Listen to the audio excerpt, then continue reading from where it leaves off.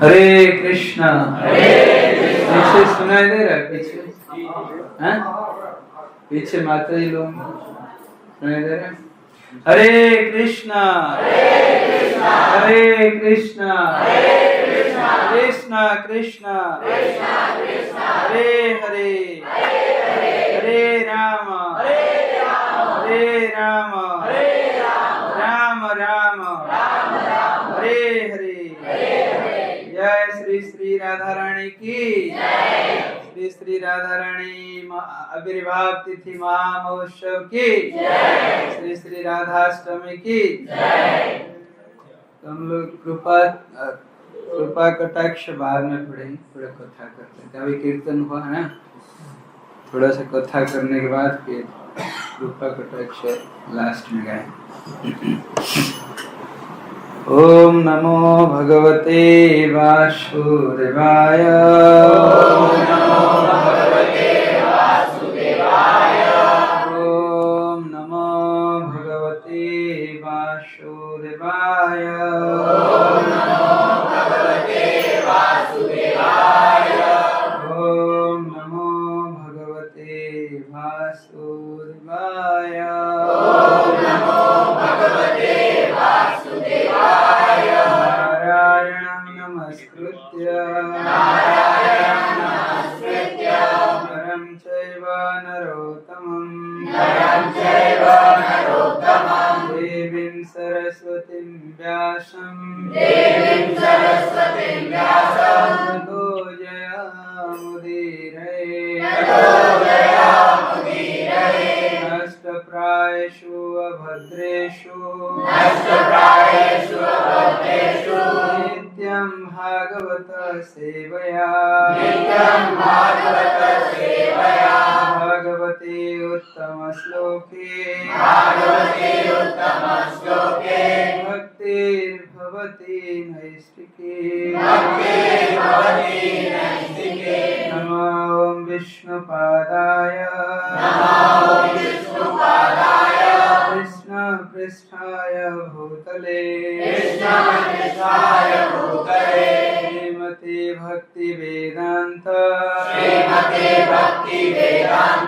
नामिने नमस्ते सरस्वती देवे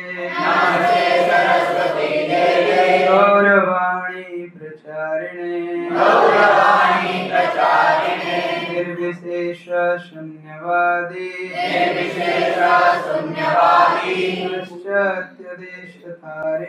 पाश्चात्यदेशतारिणे हे कृष्ण करुणा सिंधु दीनबंधु जगत्पते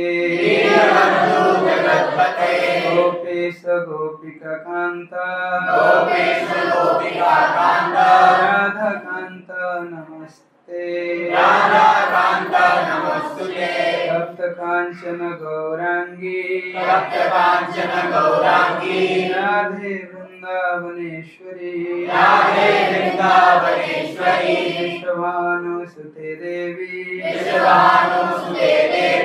नमामि हरिप्रिये वंशाकल्पतरुभ्यश्च कृपा सिन्धुभ्यैव च पतितानां पावनेभ्यो वैष्णवेभ्यो नमो नमः। जय श्री कृष्ण चैतन्य प्रभु नित्यानंद श्री अद्वैत गदाधर श्रीवासादि गौर भक्त वृंद।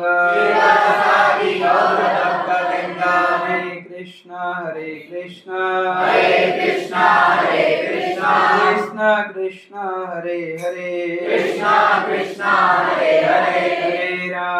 हरे राम राम राम हरे हरे।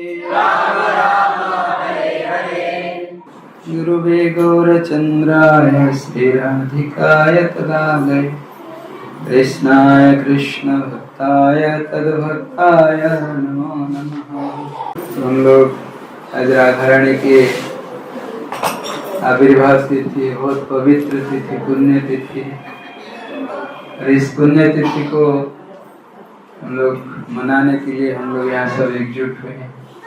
और सभी जिनको राधा रानी की कृपा प्राप्त हो गया, उनको कृष्ण की कृपा तो प्राप्त होना है। और राधा रानी इतने कृपालु है, वो सभी के ऊपर कृपा करते हैं। राधा रानी जब कृष्णा इस अप्रकट लीला में चले गए, वृंदावन लीला समाप्त हुआ, द्वारिका लीला तक करते हुए समाप्त हो गया। तो उन्होंने जाने के बाद उनके पुत्र जो थे श्री वज्रनाभ ने वृंदावन में बहुत सारे उनके जो विग्रह, शिव विग्रह, उनको स्थापना की।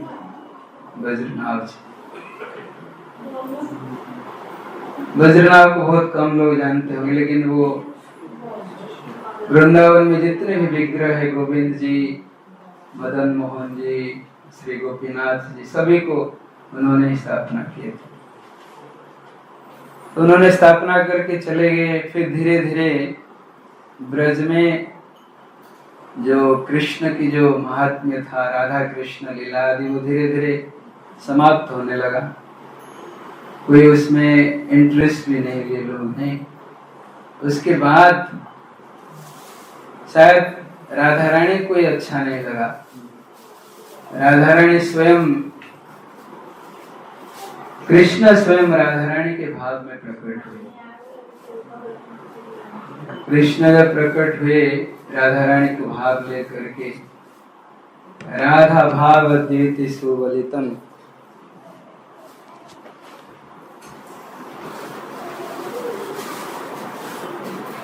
राधा रानी के भाव और उनके द्विति मतलब कांति, उनका जो शरीर का रंग था द्विति में, राधा रानी के भाव और कांति को लेकर के प्रकट हुए। कौन? कृष्ण स्वयं चैतन्य महाप्रभु के रूप में नवदीप में प्रकट हुए। तो उन्होंने संकीर्तन यज्ञ के माध्यम से कृष्ण प्रेम प्रदान किए। और उन्हीं के बदौलत हम लोग राधा रानी के महिमा को भी आज जानने के लिए हम लोगों को एक्चुअली ये मिला, अवसर मिला, नहीं तो नहीं समझ पाते। वही कृष्ण जो राधा रानी के भाव में आकर के स्वयं ब्रज में बहुत सारे लीला के जो स्थान है, लीला के जो जितने भी लीला स्थल है, उसी को प्रकट कराए। स्वयं वही कृष्ण ही प्रकट कराए। उन्हीं के अनुयायियों को लेकर के, षड गोस्वामियों को लेकर के पूरे ब्रज को वो प्रकट कराए। नहीं तो ब्रज में कभी राधा रानी का पूजा नहीं होता था, पहले कभी नहीं हुआ था। जब गौरांग महाप्रभु, चैतन्य महाप्रभु स्वयं ब्रज में थे, तो उन्होंने ही इस लीला स्थलियों को प्रकट कराए। और कृष्ण के संग राधा रानी की जो पूजा हो रहा है, अभी हम लोग पूजा करते हैं या देखते हैं मंदिरों में, ये उन्हीं का ही अवतार है। नहीं तो हम लोग कभी कृष्ण के साथ राधा रानी को देख नहीं पाते। ये वही चैतन्य महाप्रभु जो स्वयं कृष्ण थे, स्वयं राधा रानी के भाव द्वितीय को लेकर के प्रकट हुए थे। उन्हीं के जो कृपा है, उन्हीं के कृपा से ही हम लोग राधा रानी के जो महात्म्य है उनको समझ सकते, नहीं तो नहीं समझ सकते। केवल अगर महाप्रभु, चैतन्य महाप्रभु की कृपा हो जाए तो राधा रानी के महात्म्य हम लोग समझ सकते, नहीं तो नहीं समझ सकते। तो इसलिए वही महाप्रभु के चरण कमल में प्रार्थना करके आज हम लोग शुरू करेंगे। प्रार्थना है महाप्रभु के चरण कमल में। मेरे पीछे पीछे सब लोग दोहरा सकते हैं। जो स्वयं श्रील कृष्णदास कविराज गोस्वामी इसको लिख करके गए हैं चैतन्य चरितामृत में। चैतन्य चरितामृत के आदि लीला प्रथम अध्याय 5वां नंबर श्लोक। राधा कृष्ण प्रणय विकृते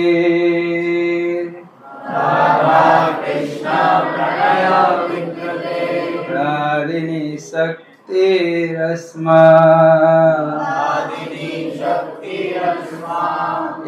एकात्मानवपि भुवि पुरा एकात्मानवपि भुवि पुरा देह भेदं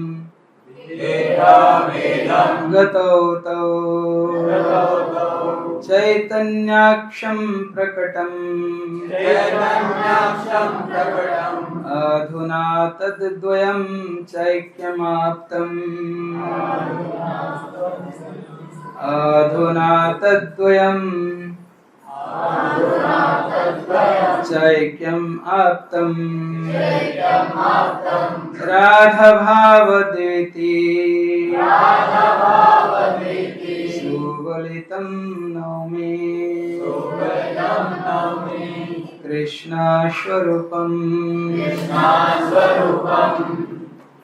The loving affairs of Sri Radha and Krishna are transcendental manifestations of Lord's internal pleasure-giving potency.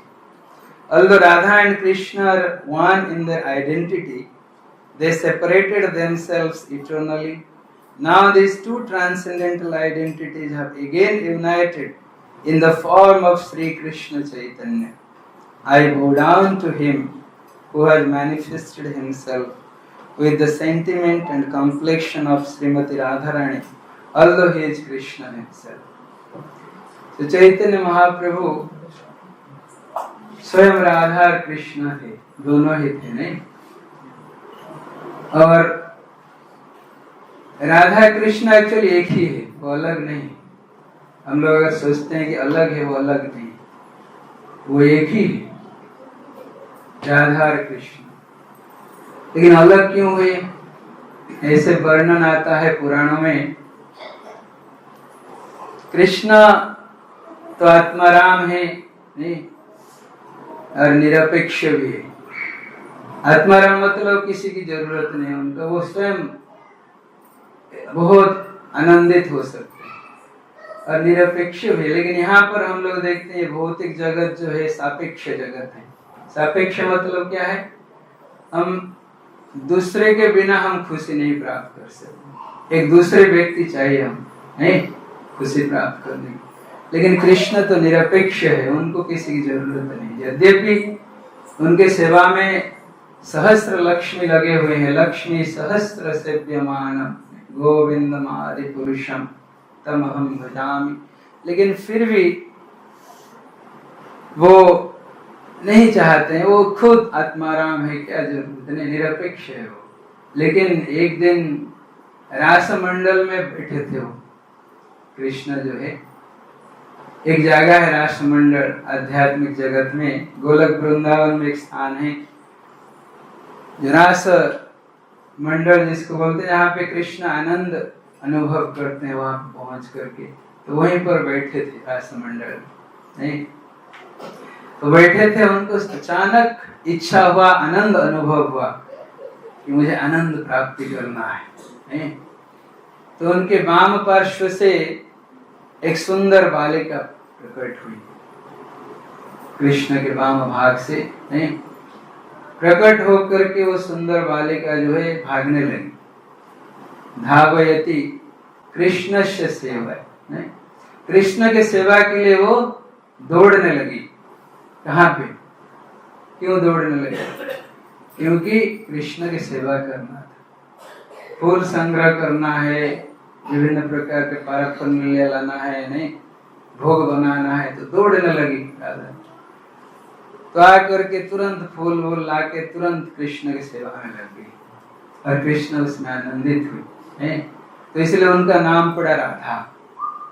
रासमंडल में उत्पत्ति होकर के, जिनका उत्पन्न रासमंडल में हुआ कृष्ण के वाम पार्श्व से, अरे उत्पन्न होते ही वो भागने लगी, धावयति कृष्णस्य सेवया, कृष्ण के सेवा के लिए धावमान हो गई, तो इसलिए उनका नाम राधा पड़ा, राधा रानी।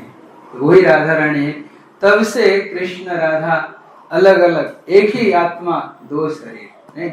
इसमें इसलिए श्री कृष्णदास कविराज गोस्वामी लिखते हैं, राधा कृष्ण एक आत्मा दुहि देह धरी, अन्य अन्य विलासे रस आस्वादन करी। एक ही आत्मा है, श्रीमती राधा रानी और श्री कृष्ण एक ही है, परंतु वे दो पृथक देह धारण किए हैं।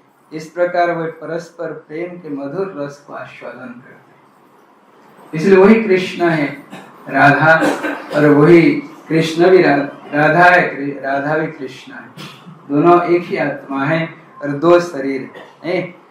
केवल विलास रस, आनंद रस को प्राप्त करने के लिए दो शरीर धारण करें। उसके बाद लिखते हैं कृष्णदास कविराज गोस्वामी, हृदय निरसार प्रेम, प्रेम सार भाव, भावेर परम काष्ठा नाम महाभाव। तो हृदय शक्ति, एक्चुअली शक्ति क्या होता है? कृष्ण, हम लोग जानते हैं कृष्ण को बहुत प्रकार के शक्ति, हम लोग भी सब कृष्ण की शक्ति है। जानते हैं आप लोग कौन से शक्ति हम लोग? मार्जिनल पोटेंशियल, तटस्था शक्ति। जीवात्मा जो है तटस्था शक्ति। क्यों तटस्था शक्ति? क्यों हम लोग तटस्था शक्ति है? क्यों है हम लोग तटस्था शक्ति? भक्ति में भूल नहीं है। यहाँ से जाते ही भूल जाएंगे कृष्ण, यहाँ से निकलते ही कृष्ण को भूल जाएंगे, इसलिए तटस्था शक्ति नहीं। यहाँ तो बैठे हैं, थोड़ा कृष्ण ध्यान आ रहे हैं, नहीं भक्त संग में, लेकिन यहाँ से निकलने के बाद कृष्ण को भूल जाएंगे तो नहीं। तो इसलिए ये तटस्था शक्ति का गुण है। तटस्था मतलब तट पर रहता है, जैसे नदी का तट होता है, नहीं समुद्र का तट। तट मतलब होता है वो ना समुद्र के अंदर होता है ना बाहर होता है, नहीं। कभी अगर आके लहर खींच लिया, अंदर चले जाते हैं थोड़ा, फिर डुबकी लगा के फिर ऊपर आ जाते हैं, नहीं, फिर ऊपर आते हैं तो फिर। तो इसलिए दो शक्तियां हैं, क्या क्या है? एक है अंतरंगा शक्ति, बहिरंगा शक्ति, तटस्थ शक्ति। तीन शक्ति है। हम लोग तट पर रहते हैं, और अंतरंगा शक्ति, बहिरंगा शक्ति, जैसे मान लीजिए समुद्र का पानी जो है अंतरंगा शक्ति, समुद्र से बाहर जो है बहिरंगा शक्ति, नहीं। तो बहिरंगा शक्ति का काम क्या है? ये माया शक्ति है, ठीक है। माया शक्ति है कृष्ण की माया शक्ति, और कृष्ण की माया शक्ति जो है ये आवरणतिका शक्ति है, ये आवरण करके रखती है। जो तटस्था शक्ति है, जीव को ये आवरण करके रखती है। जब भी हम आते हैं माया शक्ति के पास, तो आवरण कर देते हैं हम। तो बोलेंगे फिर माया शक्ति क्यों बनाए हैं कृष्ण? इसलिए माया शक्ति दो भाग में डिवाइड कर दी कृष्ण। बोले माया शक्ति को दो प्रकार में कर दिए। बोले एक हो जाएगा महामाया, जो कृष्ण बहिर्मुख मोहिनी शक्ति है, और एक शक्ति कर दी योग माया, जो कृष्ण उन्मुखी मोहिनी शक्ति। ठीक है, समझ में आया? दो शक्ति हो गया, एक कृष्ण बहिर्मुख मोहिनी शक्ति जिसको हम महामाया बोलते हैं, नहीं, और जो कृष्ण उन्मुखी मोहिनी शक्ति, ये मोहिनी शक्ति है, मोहित करते हैं, ये जीवात्माओं को मोहित करती है, इसलिए इसका नाम है मोहिनी शक्ति। जीवात्माओं के चेतना को ये मोहित करती है, तो ये मोहिनी शक्ति, दोनों ही मोहिनी शक्ति। एक महामाया है जो कृष्ण से बहिर्मुख करता है, मतलब कृष्ण से दूर ले जाती है। एक योग माया है जो कृष्ण से जोड़ती है, दोनों माया शक्ति है, नहीं। कृष्ण से जोड़ती जब है, हम लोग बहुत आनंदित होते हैं, नाचते हैं, गाते हैं, कीर्तन करते हैं, नहीं, तो ये योग माया है, तो कृष्ण से जोड़ती है। और कृष्ण से जो बहिर्मुख करा देती है मोहिनी शक्ति, इसको बोलते हैं महामाया। ये जो है ये भी मोहित करती है, और जीवों को कृष्ण को भुला देते हैं, नहीं। तो इसलिए योगमाया के पास कैसे आएंगे हम लोग? आप लोग सब अभी दर्शन किए अल्टर में, कौन कौन थे? जगन्नाथ और कौन थे? जगन्नाथ के बाजू में कौन थे? राइट साइड में सुभद्रा में। सुभद्रा में के राइट साइड में कौन थे? बलराम। बलराम गुरु तत्व है।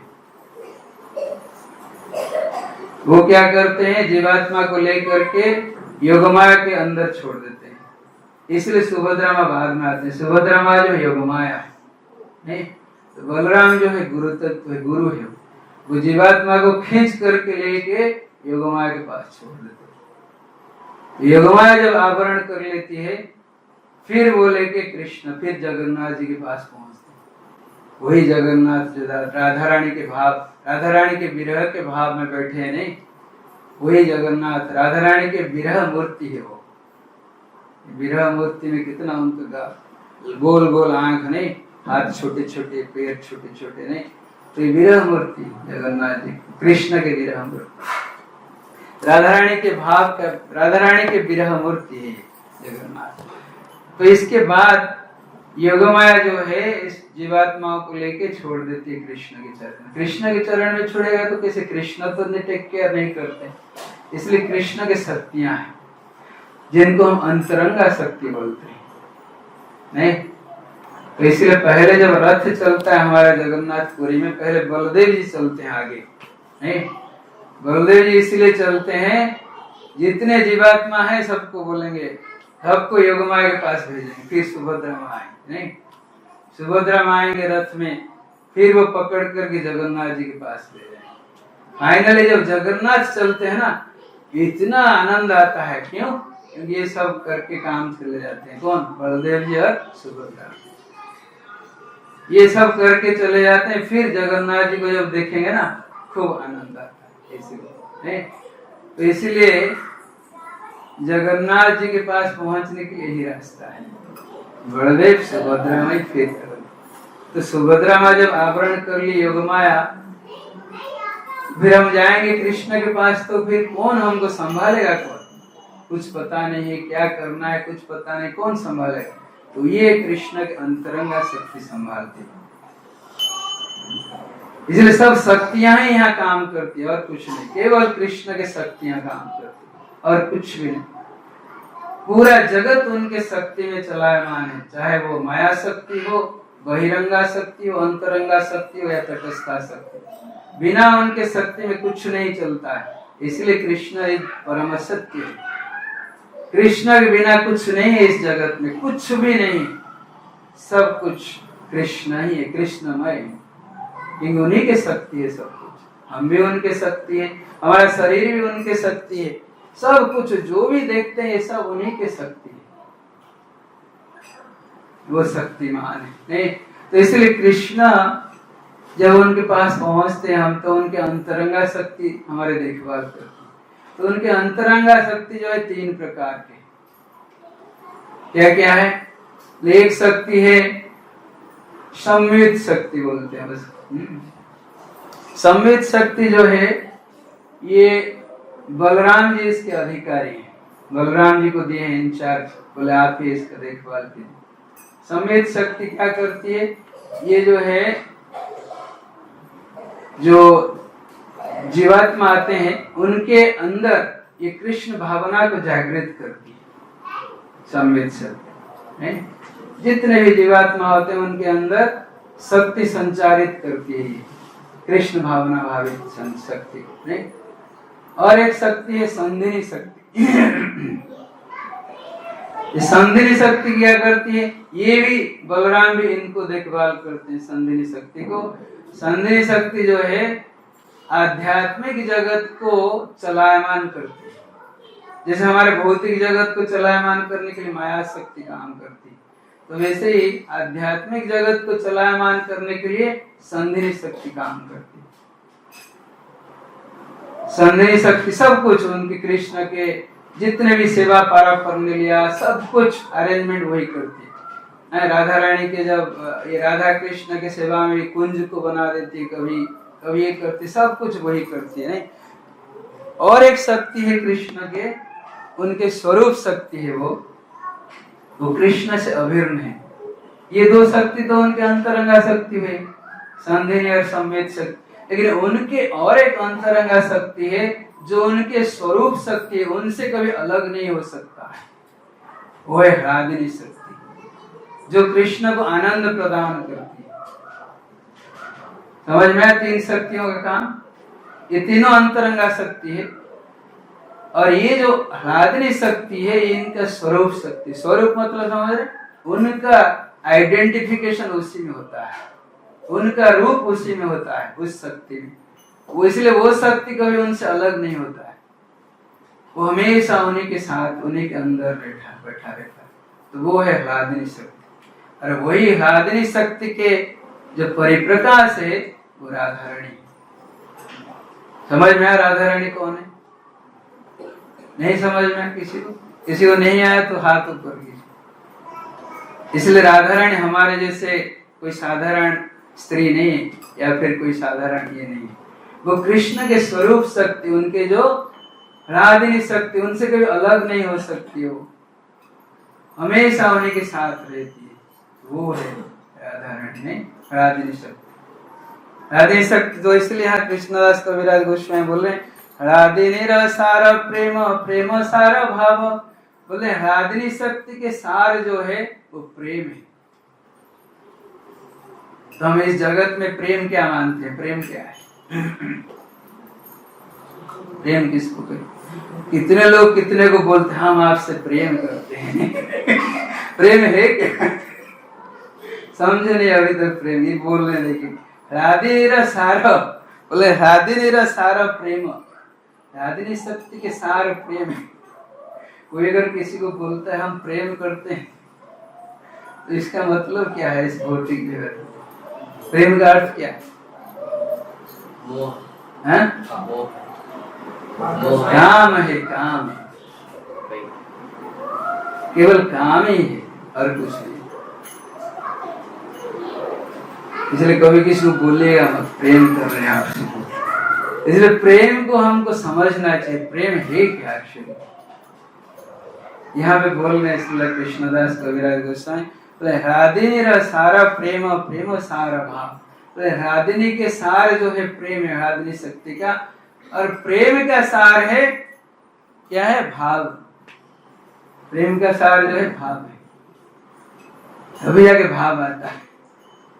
जब प्रेम होगा तब जाके भाव आएगा, नहीं तो भाव नहीं आ सकता।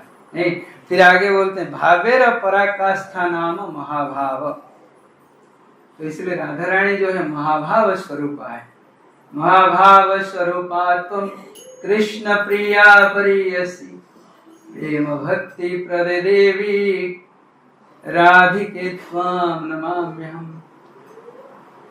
नहीं, तो इसलिए महाभाव स्वरूपा जो है राधा रानी। महाभाव कहाँ से आया? बोले ह्लादिनी के सार है प्रेम, प्रेम के सार है भाव, भाव के सार है महाभाव। महाभाव स्वरूपा जो है राधा रानी। इसलिए हम लोग तो अभी तक प्रेम समझे नहीं, तो भाव की बात तो दूर की बात है। नहीं, तो प्रेम क्या है? तो प्रेम क्या है यहाँ पे बता रहे हैं इसलिए कृष्णदास कविराज गोस्वामी बहुत सुंदर वर्णन किए। हाँ, काम और प्रेम में दोनों में अंतर बता रहे हैं। काम प्रेम दोहाकार विभिन्न लक्षण लोह आर हेम ये छे स्वरूपे विलक्षण। समझ में? नहीं समझ में? ठीक। काम प्रेम दोहाकर, काम और प्रेम का दोनों का अलग अलग लक्षण है, ये एक नहीं। एक जैसे हम लोग लेकिन उल्टा समझ लेते हैं। यहाँ भौतिक जगत में काम को ही प्रेम समझ लेते हैं, है नहीं वो प्रेम एक्चुअली नहीं। लेकिन वो बोल रहे हैं ये दोनों का लक्षण अलग। क्या लक्षण है? बोले लौह आर हेम ये छे स्वरूप विलक्षण। बोले एक लौह है एक सोना है। लौह मतलब क्या है? आयरन। आयरन क्या है? आयरन क्या होता है? चकाचक कर दो पूरा शाइनिंग करता है, उसमें सोना का रंग चढ़ा तो पूरा सोना जैसे लगता है, लेकिन कुछ दिन के बाद जंग लग जाता है। नहीं, लेकिन सोना जो है कभी जंग नहीं लगेगा। ये दोनों में ही फर्क। काम जो है उसको कितना भी आप ये करो, नहीं, कितना भी करके करो वो प्रेम हो ही नहीं सकता है, सोना नहीं हो सकता, कि रस्ट लगना ही, उसमें जंग लगना ही है, नहीं है कि नहीं? तो हमारे प्रभु जी कभी कभी बताते हैं, रमन हमारे ये भी प्रभु जी नहीं, रंजन सर बताते नहीं, पहले जब आई लव यू बोलते हैं तो चंद्रमुखी होती है, नहीं, फिर उसके बाद शादी हो जाता है, शादी के कुछ दिन बाद क्या किसी को याद है? नहीं याद है शादी, हाँ, शादी के बाद क्या होता है फिर? अरे सूर्यमुखी, सूर्य थोड़ा थोड़ा हीट देता है ना, तो सूर्यमुखी। तो फिर शादी के 6-7 महीना 2 साल बाद, नहीं प्रभु जी है अभी तो 1-2 साल के बाद फिर क्या होती है? ज्वालामुखी। इस ज्वालामुखी तो फिर उस मुश्किल हो जाता है, नहीं? तो इसलिए तो यही है संसार का प्रेम, नहीं?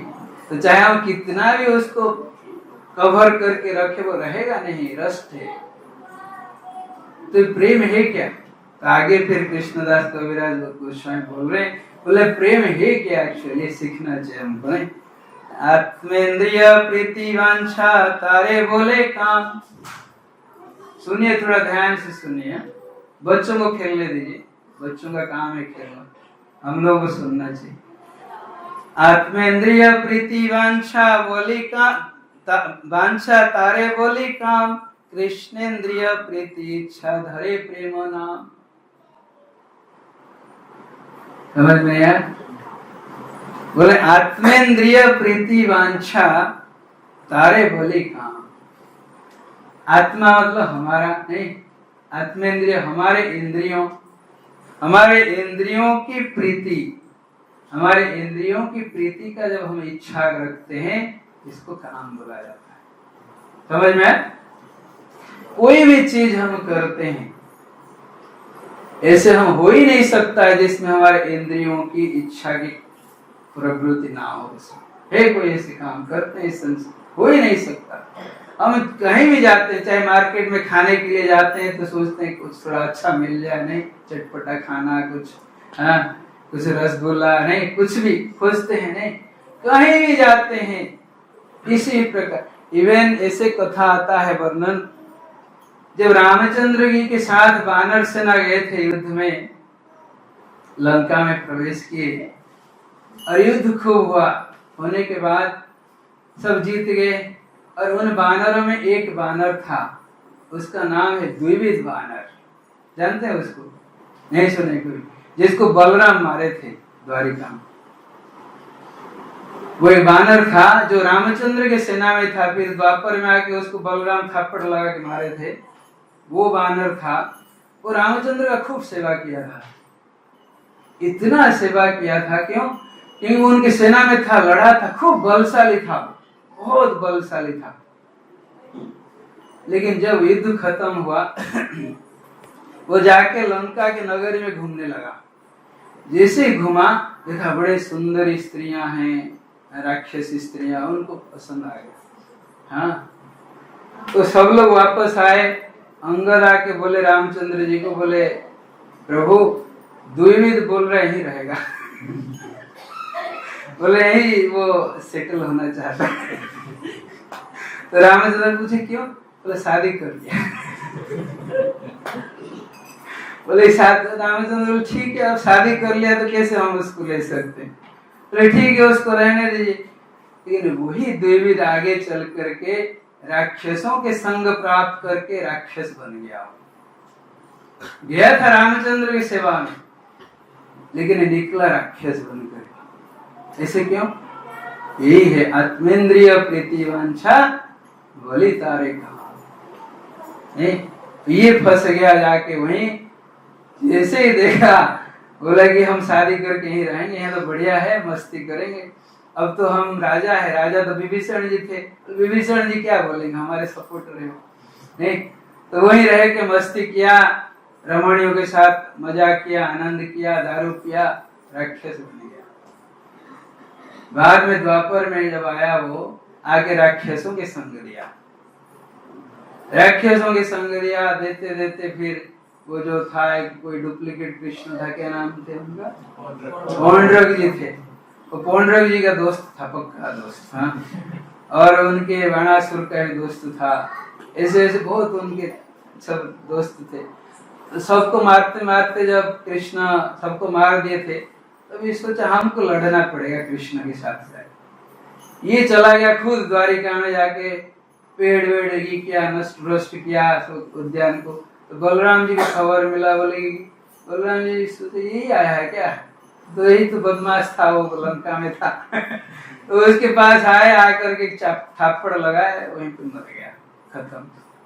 हाँ, बलराम जी कभी खेलते नहीं, कृष्ण खेलते हैं, कृष्ण बहुत खेलते हैं, मारने से पहले बहुत खेल कूद करते हैं। बलराम थापड़ लगाते सीधा एंड, इसलिए बलराम जी को पसंद नहीं खेलना। ठीक है, तो इसलिए आप बोल रहे हैं आत्मेंद्रिय प्रीति वांछा तारे बोले काम, कृष्णेन्द्रिय प्रीति इच्छा धरे प्रेम नाम। यही प्रेम है। क्या प्रेम है? बोले कृष्ण के इंद्रियों की सुख के लिए हम कुछ कर रहे हैं, वही प्रेम। आज हम कितने भक्त लोग कितना कुछ किए हैं कृष्ण के इंद्रियों के प्रति, और ये चीज लगातार होना चाहिए, नहीं तो फिर द्विविध बन जाएंगे। हाँ, द्विविध बानर अगर नहीं बनना है, कंटिन्यूअसली अनुराग। हमारा अनुराग शब्द का अर्थ, अनुराग मतलब होता है राग से अनुराग आया है। राग मतलब क्या है? हमारा बहुत राग है, नहीं? राग मतलब प्रीति, राग मतलब है अटैचमेंट, या फिर मोह बोल सकते हैं, अटैचमेंट। तो राग से आया अनुराग। अनुराग मतलब कंटिन्यूअस, इसी को चालू रखना, कंटिन्यूअस प्रीति रखना। तो ये जो अनुराग है राधा रानी के श्री चरण में, श्री कमल चरण में, ये अनुराग को रखना है, इसको चालू रखना है, ये सबसे इम्पोर्टेंट। आज तो बहुत प्रीति पूर्वक हम लोग सेवा किए, सब लोग किए सेवा, बहुत सेवा की, बहुत नहीं, माता जी लोग किए हैं, सब प्रभु जी लोग, सब कृष्ण को कितना सुंदर डेकोरेट किए हैं, नहीं? कितना सुंदर आज लग रहे हैं जगन्नाथ, नहीं? कितना बड़ा श्रृंगार वेश में बैठे हैं जगन्नाथ जी। आज जाएंगे रास में, राष्ट्र डांस में। हाँ, वो हाँ, उनको ऐसे श्रृंगार करेंगे तो डेली डेली हो जाएंगे, रास में जाएंगे। तो इसलिए तो यही है, अगर कृष्ण बोलते प्रेम क्या है? कृष्ण इंद्रिय प्रीति इच्छा धरे प्रेम नाम। बोले कृष्ण के इंद्रियों, कोई पूछेगा अरे कृष्ण के इंद्रियों को हम क्यों पूछेंगे, हम उनके इंद्रियों को क्यों सेवा करें? हमारे इंद्रिय हैं, नहीं? हमारे इतने इंद्रिय हैं, 10-10 इंद्रिया पड़ा है, हम कृष्ण के इंद्रियों को क्यों सेवा करें? कोई बात है इसमें? बोलते यही प्रेम है। बोले कृष्ण के इंद्रियों के पूर्ति के लिए, उन्हीं के इंद्रियों को अगर खुश करने के लिए हम कुछ कर रहे हैं, यही प्रेम। तो क्या गलत बोल दिए क्या कृष्णदास कविराज गोस्वामी? हैं? आप लोगों के विचार में गलत है कि सही? हैं? गलत बोल दी, सही बोले? एक ही लड़का जो है समझ गया, बोले सही बोले। क्यों ऐसे क्यों? हमारे इंद्रिया नहीं क्या? हमारे तो 10-10 इंद्रिया हैं, है कि नहीं? 10 इंद्रिया है ना? हाँ, तो 10 इंद्रिया हम अपना लगाएंगे, हमारे भोग करेंगे, क्यों? कृष्ण की इंद्रिया के पीछे हम लोग पड़ेंगे, जरूरी है। हाँ, अगर हम कृष्ण को मतलब उनकी सेवा करेंगे तो वो है, तो हम वो वही, तो हम भी वही खुश हो जाएंगे। बहुत अच्छा आंसर, बहुत अच्छा आंसर दिया। इसके लिए एक बार हरे कृष्ण महामंत्र, हरे कृष्णा कृष्णा कृष्णा हरे हरे, हरे राम राम राम हरे हरे। कृष्ण सब कुछ है। अभी तो हम बता करके आ रहे हैं, सब कुछ उन्हीं के है, सारे शक्तियां वही यही काम कर रहा है, उन्हीं का है सब कुछ, हमारा तो कुछ है ही नहीं। वही इंद्रियों के स्वामी हैं, सब कुछ वही है नहीं। इसलिए रूप गोस्वामी भक्ति रसामृत सिंधु में लिखते हैं, क्या लिखते हैं? लिखते हैं ऋषिकेश सेवनम भक्ति रुच्यते। ऋषिकेश सेवनम भक्ति रुच्यते। बोले भक्ति क्या है उसको बताते हैं श्री रूप गोस्वामी। बोले भक्ति क्या है? बोले ऋषिक, जो ऋषिक है हमारे, ऋषिक मतलब इंद्रियां, इंद्रियों को इंद्रियों के स्वामी के सेवा में लगा देना, यही भक्ति और यही प्रेम भी है। ये बोलते हैं इंद्रियों को इंद्रियों के स्वामी के सेवा। इंद्रियों के स्वामी कौन है? वही है ऋषिकेश। उनका नाम इसलिए ऋषिकेश है क्योंकि ऋषिक ईश्वर, ऋषिक मतलब इंद्रिया, इंद्रियों के स्वामी, इंद्रियों के प्रभु जो है कृष्ण है, तो इसलिए इंद्रियों के स्वामी कृष्ण है, तो उनके चरण कमल में हमारे इंद्रियों की सेवा, इंद्रियों को लगाना चाहिए, यही तो है और क्या है। और यही प्रेम है और कुछ हो ही नहीं सकता नहीं, इसी को बोल रहे प्रेम यही है। तो कोई बोलेगा क्या हम शादी वादी नहीं करें क्या, कि अब ये प्रेम हो गया तो शादी वादी नहीं करना है, क्या करना है, घर गृहस्थी करना है कि नहीं है? तो इसलिए हमारे आचार्य गुण बताते हैं कृष्ण भावनामृत में हमारा गृहस्थ लाइफ होना चाहिए नहीं? कृष्ण फैमिली का, हमारे परिवार का सर्वस्व, हमारे परिवार का सेंटर कृष्ण ही होना चाहिए।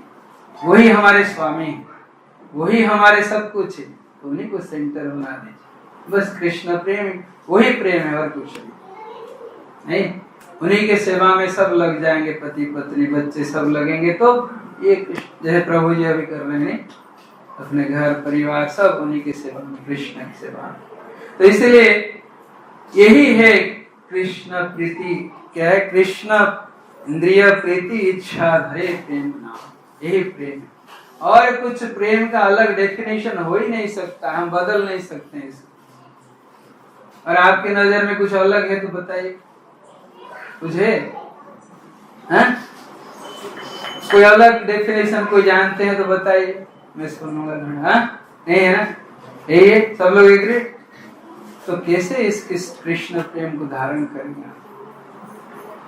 नहीं बोले ऋषिकेश सेवनम भक्ति रुच्यते, हमारे इंद्रियों को इंद्रियों के स्वामी के सेवा में लगाना है, यही तो करना है नहीं? तो कैसे करेंगे? कृष्ण बैठे हम उनकी सेवा कैसे करेंगे? संसार की सेवा कैसे करेंगे आप?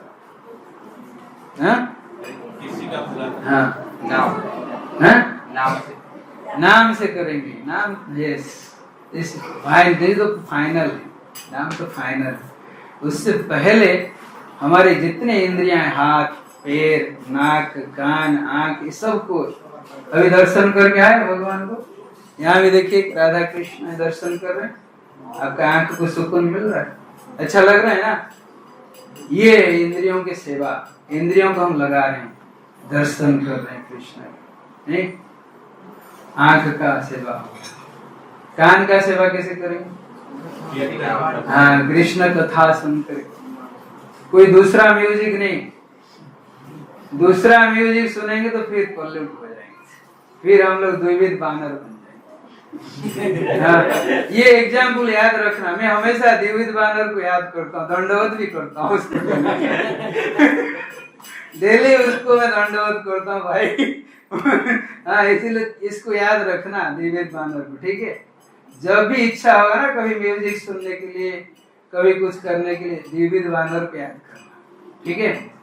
कोई दूसरा म्यूजिक नहीं, कृष्ण कृष्ण भजन, कृष्ण कथा, ठीक है? यही है सेवा, कान का सेवा। नाक का सेवा कैसे करें?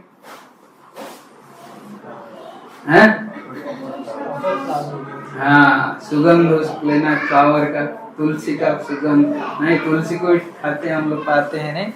और क्या से, और क्या है इंद्रिया हमारा? जिह्वा, जिह्वा, जिह्वा सबसे बड़ा टॉप मोस्ट इंद्रिया नहीं, इसलिए टॉप मोस्ट को थोड़ा ज्यादा उसको ड्यूटी दिया गया है। क्या क्या है? हाँ, प्रसादम और हरे कृष्ण महामंत्र का जप करना। हरे कृष्णा कृष्णा कृष्णा हरे हरे, हरे राम राम राम हरे हरे। समझ में? ये कंटिन्यूअसली होना चाहिए। जीवा जो है जप में लगना चाहिए और प्रसाद में सेवा, ये दो सेवा करना है। ये दो सेवा जीवा को मिला, क्योंकि जीवा बहुत स्ट्रांग है। हाँ, इसको थोड़ा कंट्रोल करेंगे तो सब कंट्रोल हो जाएंगे, ऑलमोस्ट सारे इंद्रिय आ जाएंगे। जीवा के बाद क्या है? और हाथ। हाथ क्या करेंगे? त्वचा भी है, त्वचा को कैसे यूज करें? हाँ? कृष्ण के सेवा में लगाना है त्वचा को, कैसे करेंगे? हाथ जोड़े थे तो हाथ हो गया, त्वचा। हाँ, तिलक करके। हाँ, ये भी है, लेकिन सबसे ये क्या है? उत्तम है भक्तों के संग में रहना। भक्तों के संग जब नाचते हैं हम लोग, नहीं, कभी आलिंगन करते हैं, कभी नाचते हैं, तो हमारा शरीर उनके शरीर में टच होता है, उससे भी शक्ति प्राप्त होता है, कृष्ण शक्ति। नहीं तो उन्हीं के संग में नाचना गाना, नहीं तो उनके साथ हमारा शरीर टच होगा कितना। नहीं कभी कभी जो वरिष्ठ भक्त होते हैं उनके पैर सेवा करना, नहीं ये कितना आनंद है। तो फिर और क्या है? ये हो गया पंचेंद्रिय, ज्ञानेंद्रिय हो गया। कर्मेंद्रिय में क्या क्या है? हाथ है। हाथ को कैसे लगाएं? वैष्णव सेवा। अरे हाथ को तो अनेक सेवा है, माला बनाना, मार्केटिंग करना, कितना सेवा है। हाथ आरती करना, अनेक सेवा है, कितना सेवा। हम जितने सेवा चाहेंगे उतना सेवा कर सकते हैं। हाथ और पैर। पैर का क्या है सेवा?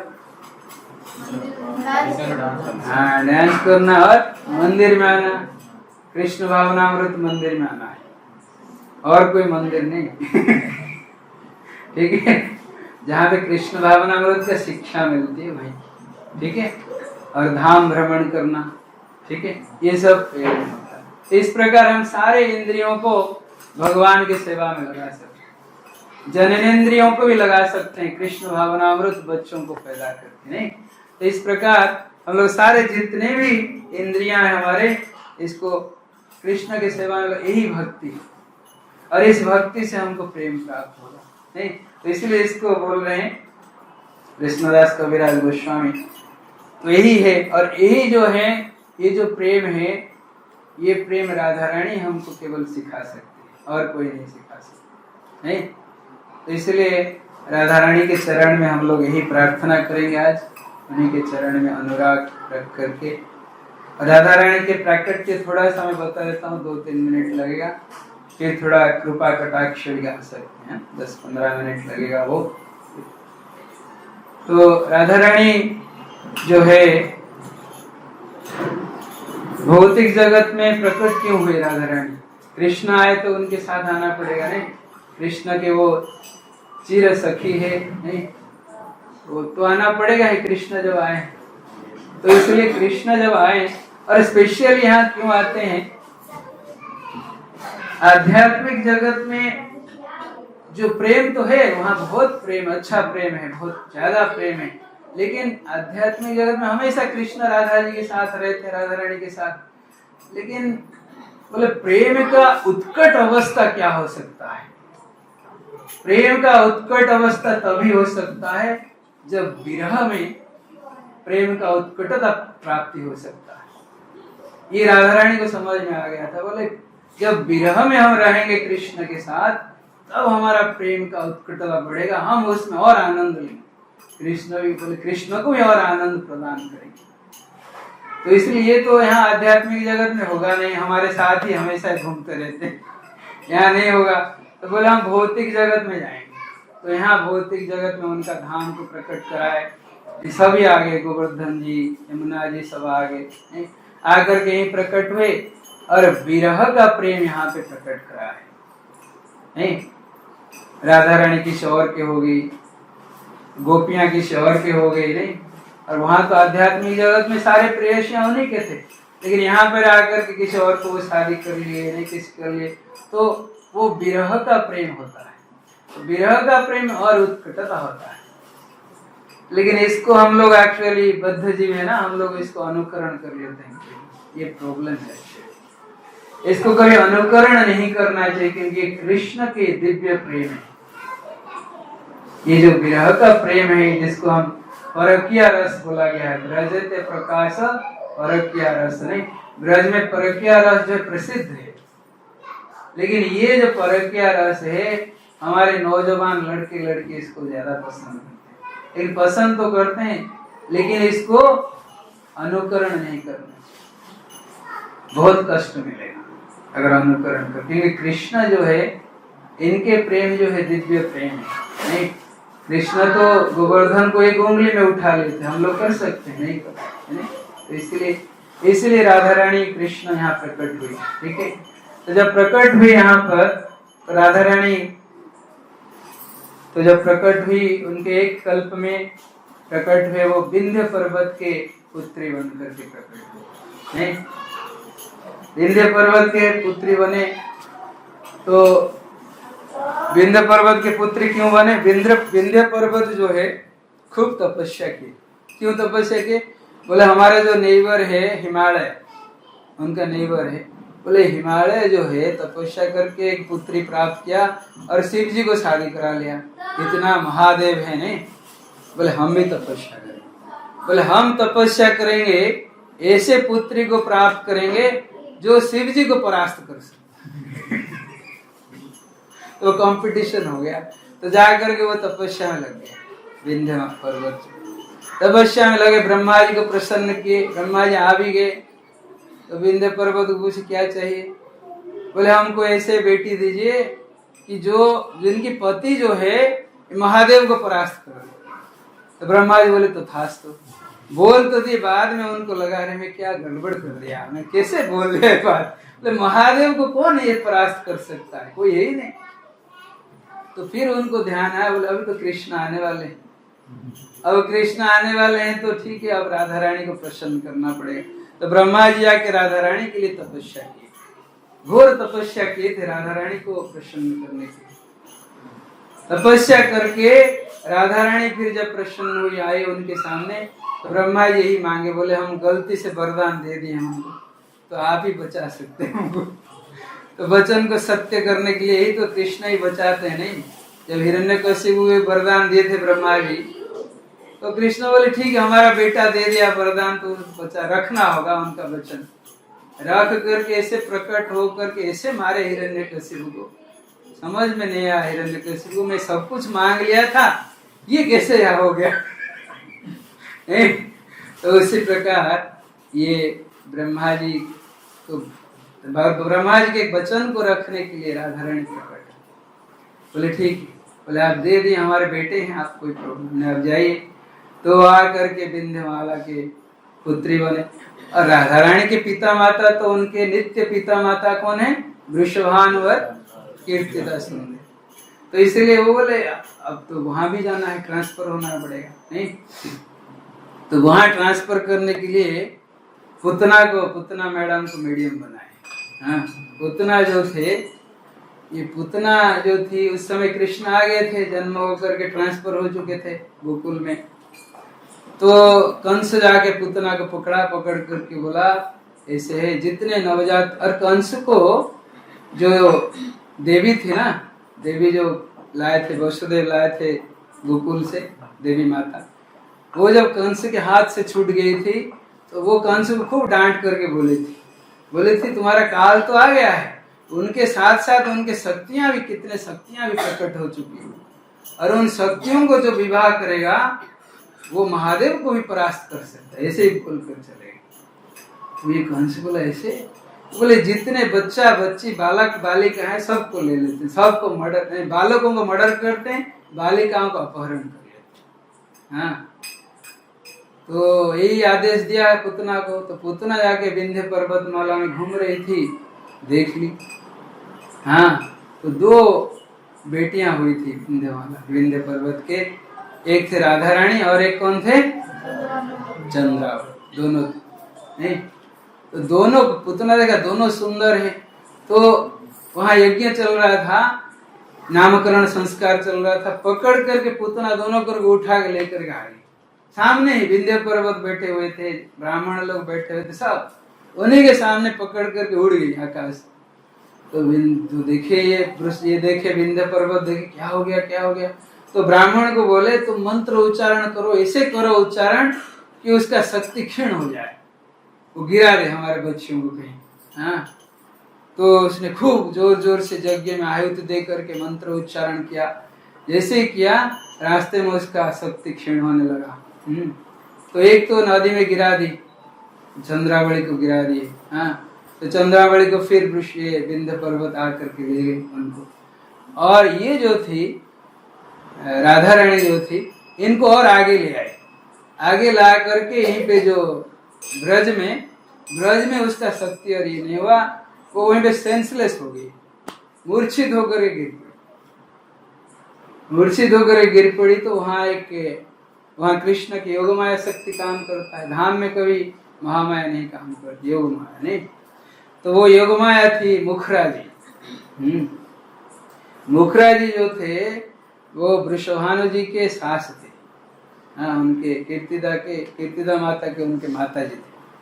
तो मुखरा जी जा करके इनको ले करके आए, उनको राधा रानी को उठा करके ला करके इनको दी वृषभानु जी। बोले यही आपकी पुत्री है, आप इनको रखें।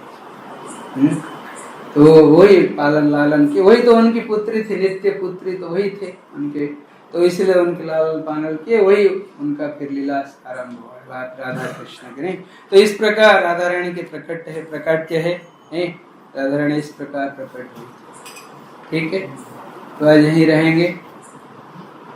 जय श्री श्री राधाष्टमी महामहोत्सव की जय, श्री श्री राधा रानी की, श्री श्री राधे श्याम की, श्री श्री राधा माधव अष्ट सखी वृंद की जय।